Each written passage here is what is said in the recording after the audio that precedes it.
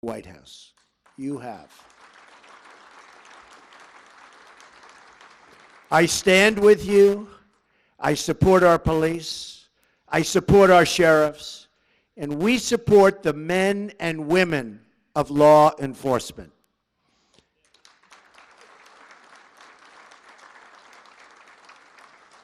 Right now, many communities in America are facing a public safety crisis. Murders in 2015 experienced their largest single-year increase in nearly half a century. In 2016, murders in large cities continued to climb by double digits. In many of our biggest cities, 2016 brought an increase in the number of homicides, rapes, assaults, and shootings.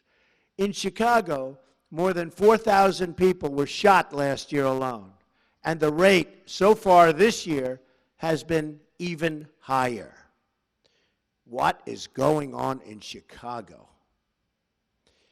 We cannot allow this to continue. We've allowed too many young lives to be claimed, and you see that. You see that all over. Claimed by gangs, and too many neighborhoods to be crippled by violence and fear. 60% of murder victims under the age of 22 are African American. This is a national tragedy, and it requires national action. This violence must end, and we must all work together to end it. Whether a child lives in Detroit, Chicago, Baltimore, or anywhere in our country, he or she has the right to grow up in safety and in peace. No one in America should be punished because of the city where he or she is born. Every child in America should be able to play outside without fear, walk home without danger, and attend a school without being worried about drugs or gangs or violence. So many lives and so many people have been cut short. Their potential, their life has been cut short. So much potential has been sidelined, and so many dreams have been shattered and broken, totally broken.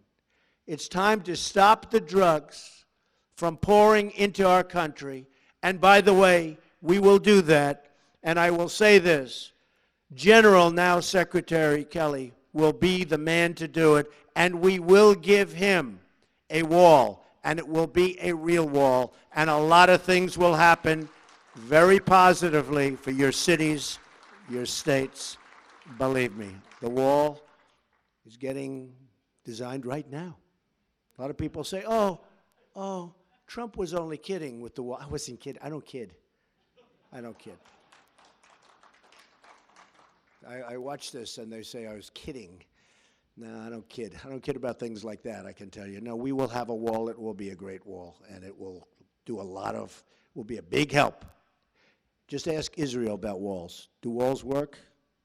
Just ask Israel. They work, if it's properly done. It's time to dismantle the gangs terrorizing our citizens.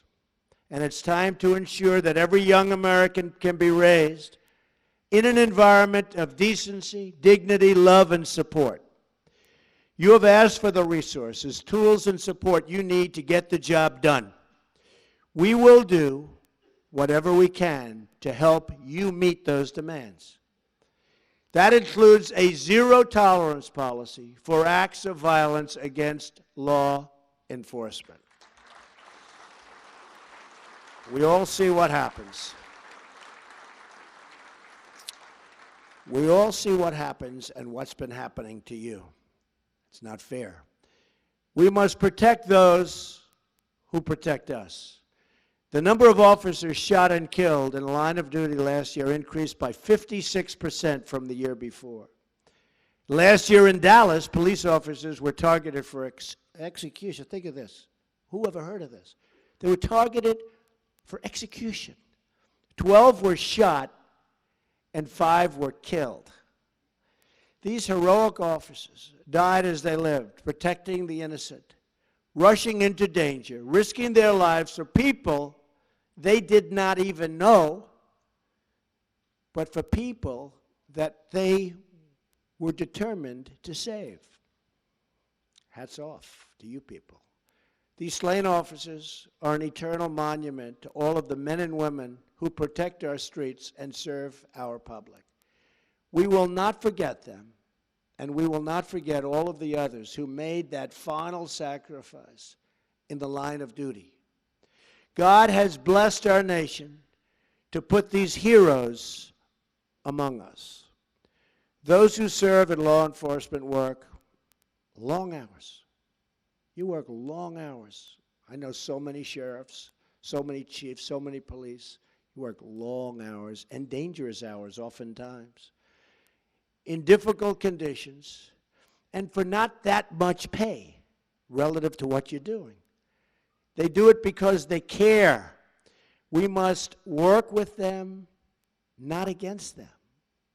They're working against you. For many years, they've been working against you. We must support them, not undermine them. And instead of division and disunity, and which is so much disunity, we must build bridges of partnership and of trust. Those who demonize law enforcement or who use the actions of a few to discredit the service of many are hurting the very people they say that they want to help.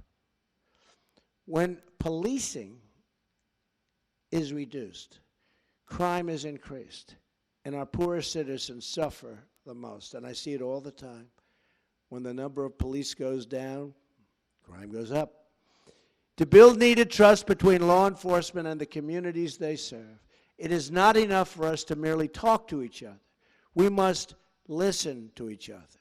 All of us share the view that those in uniform must be held to the highest possible standard of conduct. So important.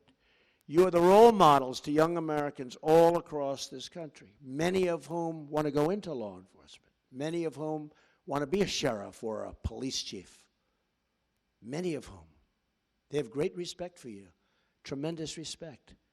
You don't even realize it, but I will tell you, they have great respect and admiration for the people in this room and the people that you represent. And don't let anyone ever tell you different. Don't let the dishonest media try and convince you that it's different than that, because it's not.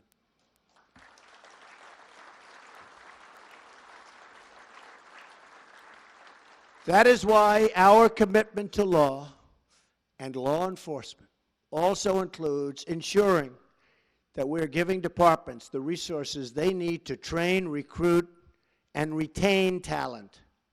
As part of our commitment to safe communities, we will also work to address the mental health crisis. Prison should not be a substitute for treatment.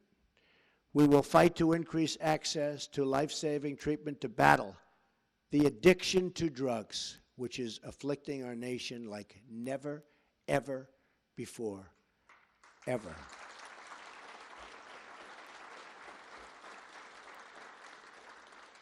I've been here 2 weeks.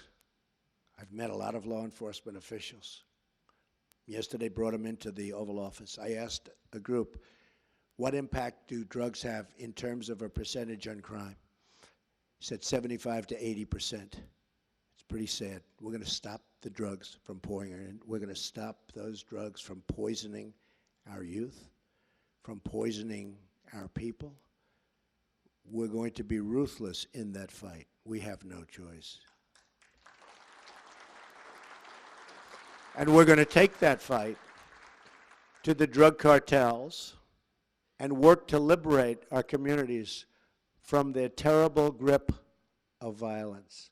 You have the power and knowledge to tell General Kelly, now Secretary Kelly, who the illegal immigrant gang members are. Now you have that power because you know them. You're there. You're local. You know the illegals. You know them by their first name. You know them by their nicknames. You have that power. The federal government can never be that precise, but you're in the neighborhoods. You know the bad ones. You know the good ones. I want you to turn in the bad ones. Call Secretary Kelly's representatives, and we'll get them out of our country and bring them back where they came from, and we'll do it fast.